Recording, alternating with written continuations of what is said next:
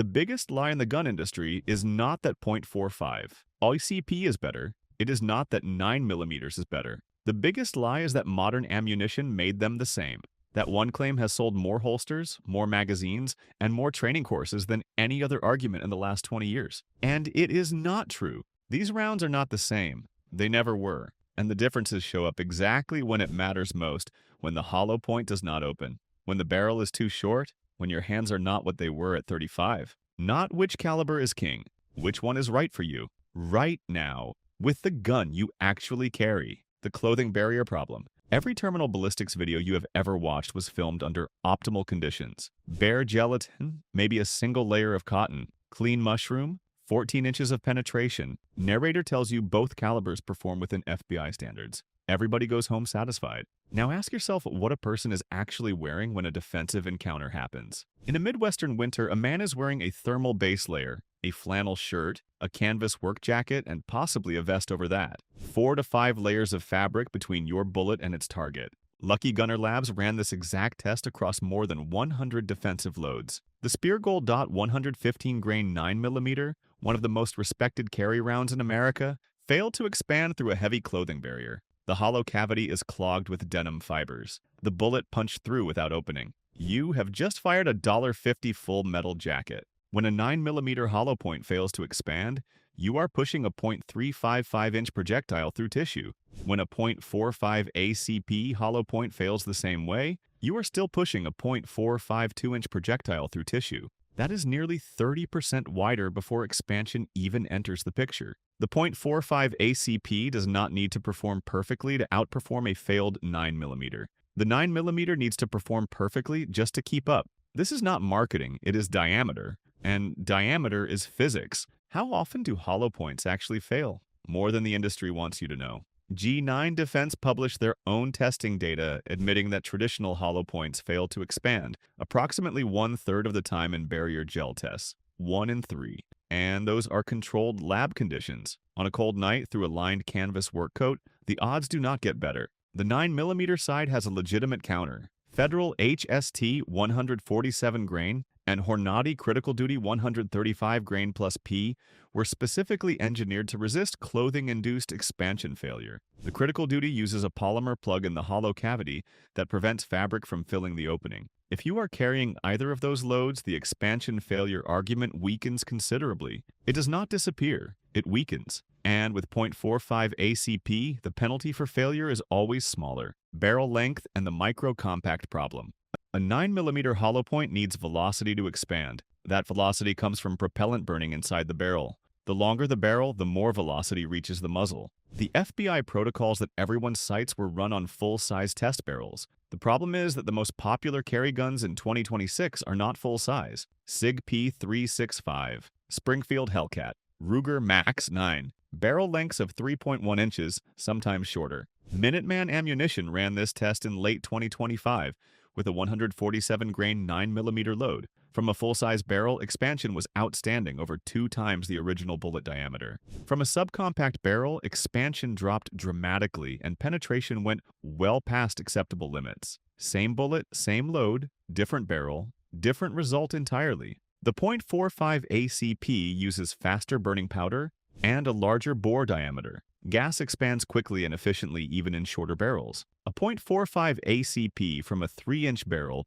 retains more of its intended terminal performance than a 9mm from the same length. If you are carrying a micro-compact, and statistically you probably are, this is not academic. Your carry gun and your ammunition may not be performing as advertised. The only way to know is to test your specific combination. Most people never do. Recoil character and the aging shooter. The gun community will tell you that .45 ACP has more recoil than 9mm and leave it there. The data supports that in raw energy terms. But the character of recoil matters as much as the quantity, and nobody talks about that honestly. .45 ACP operates at roughly 21,000 pounds per square inch of chamber pressure. 9mm runs at approximately 35,000 pounds per square inch. The .45 generates a long, rolling push that rocks the wrist back gradually. The 9mm generates a sharp, fast snap, a quick sting that travels through the hand and into the joints. For a shooter in their 30s with strong hands, the 9mm snap is easy to manage.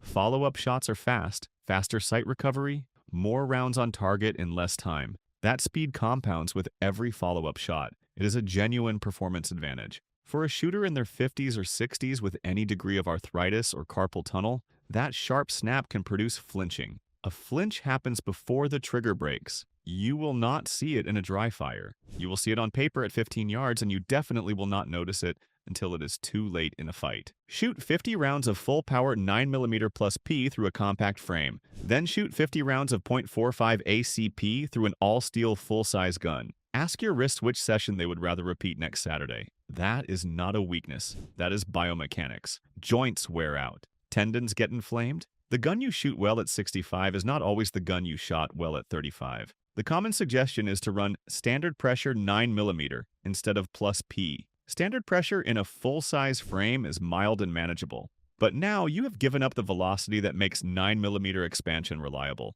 You have traded the recoil problem for the terminal performance problem. That circle does not close. The suppressor argument nobody makes. Every factory-loaded .45 ACP round exits the muzzle below the speed of sound. A standard 230 grain load at around 830 feet per second sits nearly 300 feet per second under that threshold.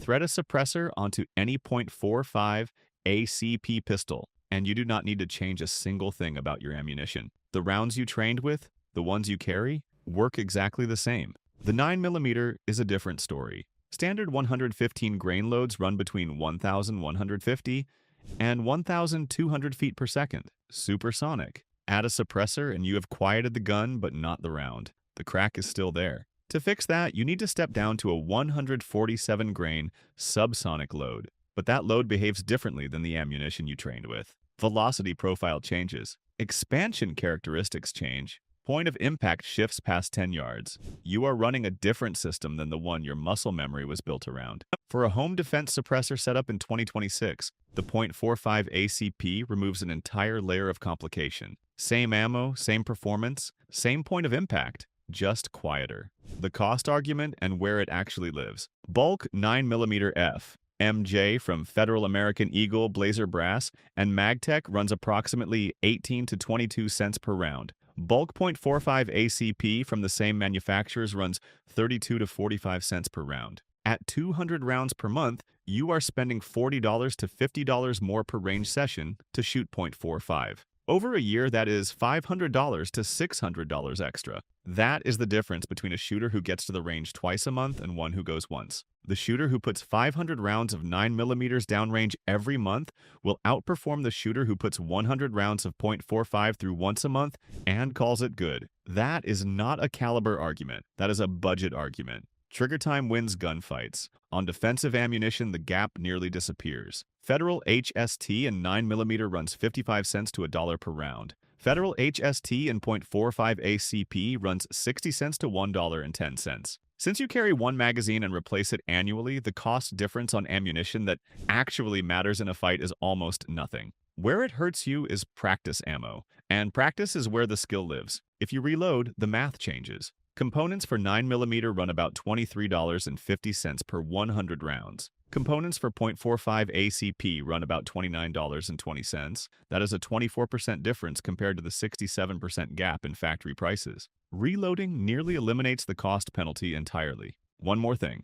10 states currently limit handgun magazines to 10 rounds. At equal capacity, the round count advantage that defines the modern 9mm argument does not exist. Larger diameter, heavier projectile, better baseline if the hollow point clogs. The .45 argument in restricted states is stronger, not weaker.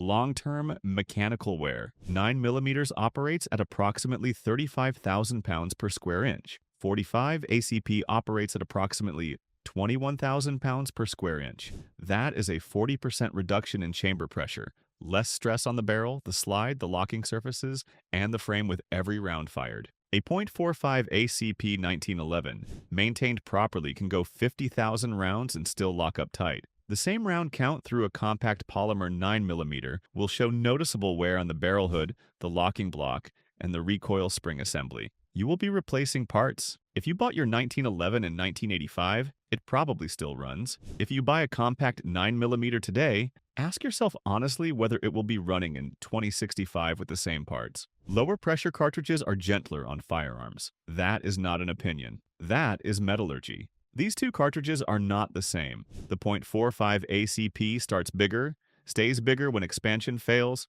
runs suppressed without changing your ammunition, and handles differently in ways aging hands may actually prefer. The 9mm costs half as much to practice with, carries more rounds in unrestricted states, and gives faster follow-up shots to shooters who can manage the snap. Both of those pictures are true. Pretending either one does not exist is a lie. The round you carry matters less than whether you have actually tested it, not read about it. Tested it. Have you fired your carry load through your carry gun into a realistic barrier? Have you confirmed it feeds, fires, and hits where you aim from your specific barrel? If the answer is no, the caliber debate is the least of your problems. A gun you have never tested is not a defensive tool. It is a belief system. Buy the round that matches your hands, your budget, and your barrel. Verify it works. Then get off the forums and put 500 rounds downrange. That is how this debate actually ends. If this gives you something to test rather than something to argue about,